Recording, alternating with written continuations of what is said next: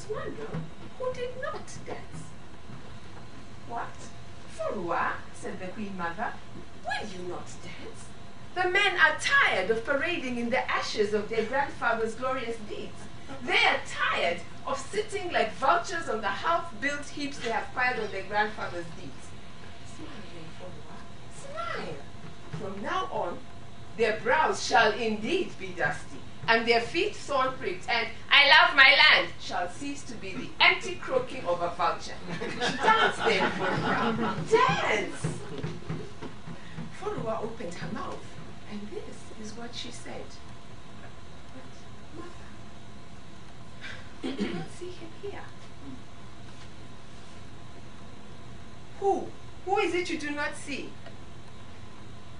The man with whom this new life shall be built, Mother. These men's faces, they're empty. There is nothing here, nothing at all. Alas, alas, what will become of you, my daughter? The day I find him, Mother, the day I find thee, man, I shall come running to you, and all your troubles will be at end. Furua, Furua, said the Queen Mother. Although in her heart she understood her daughter. Your rights were fulfilled. Where is the child of your womb? Huh? Your friend, Manan, married. Your friend, Esi, married. Both had their rights with you. Huh? Yes, Mother, they married. And see how their steps, once lively, now drag in it. The sparkle has died out of their eyes. Their husbands sit under the palm tree all day long and drink palm wine. And are they not already looking for new wives? Mother, the man I say is not here. Okay? This conversation had been overheard by one of the men. So soon, other men heard what Furua had said. That evening was heard a new song in the village. There was a woman long ago. Tell that maid. Come on. There was a woman long ago. Tell that maid. Now, she would not marry Kwesi. Tell that maid. Oh, when she would not marry Kwa. Tell that maid. She would not. Tell that maid. I said she just would not. Tell that maid.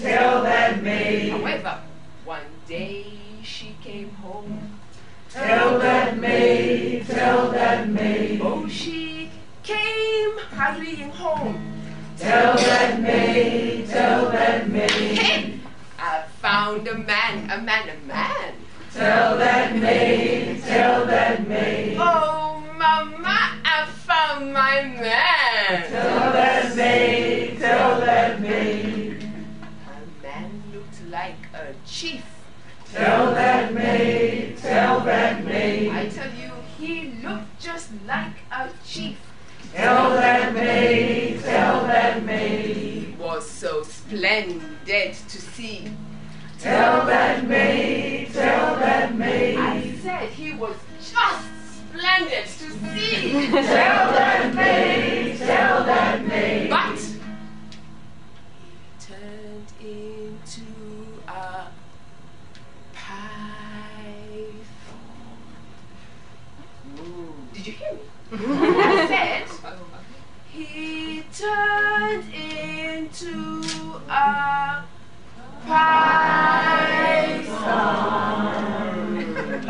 Oh. And he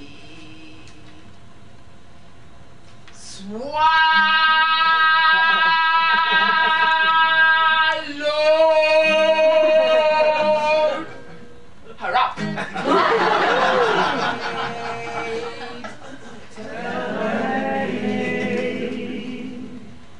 Tell that maid.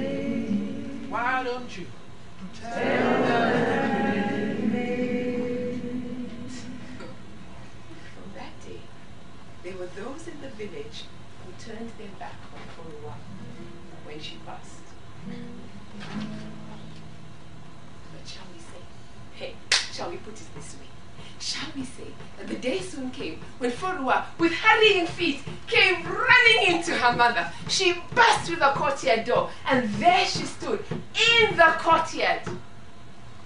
And a man walked in and stood right there in the courtyard, stood next to her, tall and strong like a pillar.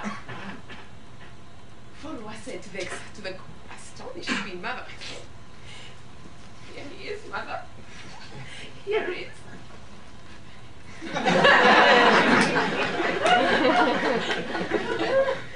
Queen Mother took a slow look at the stranger.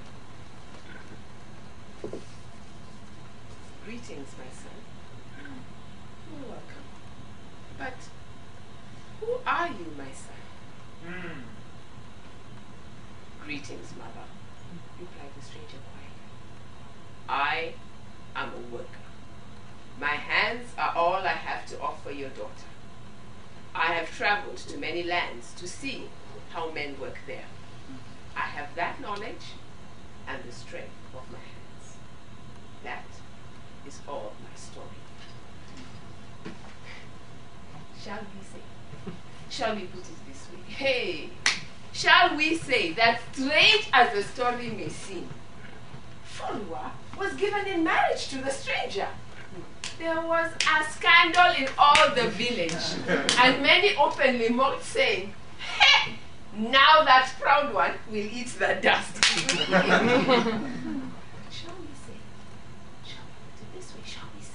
That soon, quite soon, people were talking about the stranger in quite a different way. Who, some said, is this who has come amongst us? He who mingles sweat with song, he for whom life is joy and toil is good and abundant? See, said others, how the land yields under his ceaseless care. Look at the house he has built, how it graces the village where it stands. Look at the craft of his hands, basket and kente, stool or mat, the man makes them all. And our children gather around him, gazing at him in wonder and delight. Then it did not content them anymore to sit all day under the palm tree. Soon they began to seek out the stranger. Look what Forua's husband has done, they said. Shall the men of the land not do the same? Can the men of this land not do the same? And soon they too were toiling.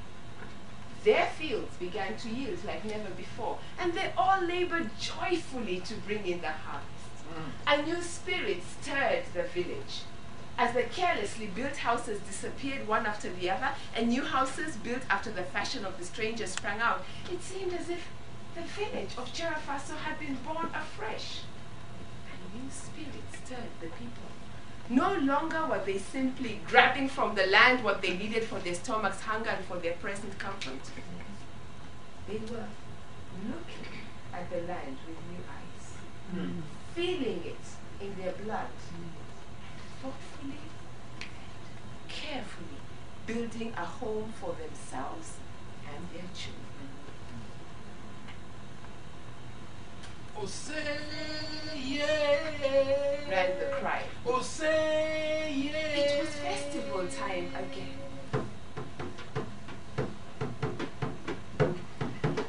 Our fathers bought for us the land. We are the path makers. Our fathers bought the land with their blood. We shall build it with our minds. We shall create it with our hands.